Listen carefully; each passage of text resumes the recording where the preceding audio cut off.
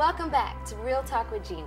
We are discussing the entertainment industry, and I have my very best friend, Keshia Pulliam, from The Cosby Show, here speaking about this issue. Yeah. Thanks, Keish. Thanks for having me. Well, in the first segment, we were talking a little bit about your role when you were, on The Cosby Show as Rudy, and the age, at that time period, your elementary years. Let's get more into your teenage, going into college years and everything. So when did you actually complete The Cosby Show? I actually finished working on The Cosby Show. It was in my 8th grade year, right before. It was right before my 13th birthday. So, and at that point, my family, we decided that, I was going to go to school, through high school, college, uninterrupted. And, that's a very unique decision because a lot of people in my position would not make that same choice. Having been on a long-running sitcom for 8 years, most kids, keep going. But, I mean, it just was so important for me to grow holistically as a whole person, and experience those things, because the bottom line is you can always go back to college, but it's not the same as you experiencing it at the age, the time frame and the age appropriate time. Right. So I'm happy. I would not have done it any different. And so many people ask me that. And I mean, granted, as a result, you could say coulda, woulda, shoulda. Had I not, I may have still been working more than I am today all the way through. Or I mean, I could have turned out like a Todd Bridges or Gary Coleman or somebody. So you never know. It's a toss-up, but I'm happy. And we'll get a little bit more into some of the negative aspects of the entertainment industry that people really don't know. But first of all, I do want to hit on, once you were in school on an everyday basis and everything, at this time you're a teenager and you're dating and you're seeing, these students on a daily basis and everything. I mean, and you're growing up and people are used to seeing you when you were a toddler and, in between that preteen time. People are still like that. So yeah, they are still like that. They're like, oh my God. But you know how in the teenage years and everything, the middle school and high school, kids could sometimes be cruel. Did you have to experience any of that? Like during middle school, fortunately, I know, I don't mean this to sound weird, I was always one of the kind of cool kids. That was just the crowd that I ended up falling into. So I wasn't one of those kids who got picked on, or everyone has issues. Everyone has disagreements with people no matter what. No matter if you're in the in crowd or not, you have disagreements and issues. But honestly, I had a really, really good time. High school, I remember my freshman year was a little tough because my family moved from New Jersey to Virginia. And it was a really big adjustment for me, and I guess the great thing that, I mean, it could be looked at as a plus or a minus, but because I've been in this business my whole life, so I don't have a point of reference. I don't have a point of comparison. It wasn't like I wasn't recognizable, then became recognizable, and it was like things changed for me. This is, like you say, normal life, but this is normal to me because it's all I know. That's all you know. It's all I know. So, and then I ended up going to an all-girl boarding school in high school, and I really, I enjoyed that. I fought tooth and nail with oh my goodness. I was like, I don't want to go to that all-girl school in the woods. But I'm really, really happy that I did. I went to Foxcroft, which, I really, really enjoyed it. And now, was there an all-boys school right down the street? No, girl. We were in the woods.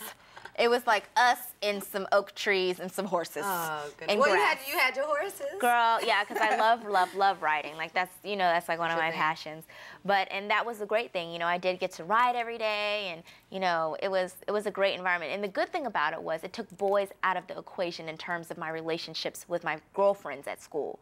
And I think that was a great thing for me because, in high school, there's just drama. It's like a soap opera, and being that it was all girls, it took a whole nother dynamic out. So it made that drama was non-existent, which was good.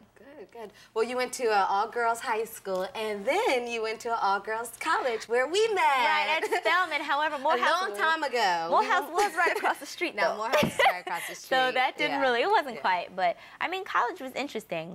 It's so funny that I would never take it back. Spelman was the only school I wanted to go to. We actually filmed on the campus when I was younger, and that's when I was first exposed to Spelman. And I was like, oh, my goodness, that's where I want to go. Now, when did you, what did you film there? The Cosby Show. The Cosby Show. We filmed The Cosby Show probably when I was about 9.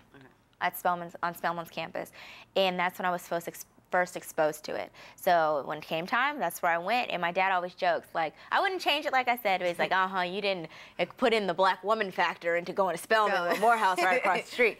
So, I mean, it was an interesting experience. Granted, I'm sure no one would ever have one. I pledged. I was tripping. I don't know what I was saying, but I would take it back. But you know a bunch of the stuff that I went through. I mean, you have haters. Yeah. And you know let's talk about the haters out there. Oh my goodness. Because you and I both experienced it, but you in particular were picked on because of who you are. Right. Let's talk a little bit about that. I mean, I know how we handled it and everything, but let's just kind of inform the viewers how you in particular handled the haterism. One thing my mom always told me: start worrying when they stop talking about you. Good advice. So, and the bottom line is, no matter how much you try to do everything right or try to make people happy, there are going to be people who just don't like you, who may have no founded reason whatsoever for disliking you. That's just part of life, no matter who you are, no matter what you do. The only thing you can control is the way you react to it and the way you handle yourself in those type of situations. And honestly, although it was an all-black college, although it was an all-women's college, it was really a microcosm of the greater world. It taught you how to be self-sufficient, how to deal in controversy, how to work through it, how to, just time management, so many different life skills, which are just, you can't even measure the value of it.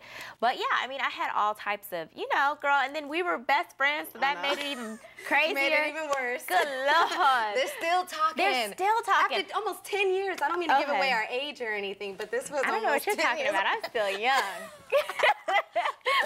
Be proud. So that's my thing. As long as I look good, I'll tell you how old I am. That's what I'm saying. Give me some of that. But yeah, I mean, people, they're going to have stuff to say, especially when they don't know you and they, and that's part of what comes, that's like the gift and the curse, being able to affect so many people's lives in a positive way. That's what I love about what I do. And, but the reality is you have some people who want to bring negativity into the situation.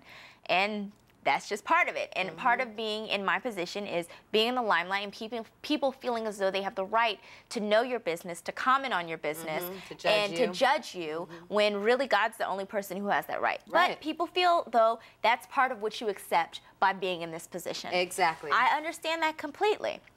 Okay, that's how you feel, but I don't agree. But hey. Right. So yeah, go ahead. What were we gonna? Yeah. Well, we got cut for a commercial break right now. But we're gonna be back with more real talk right after these messages.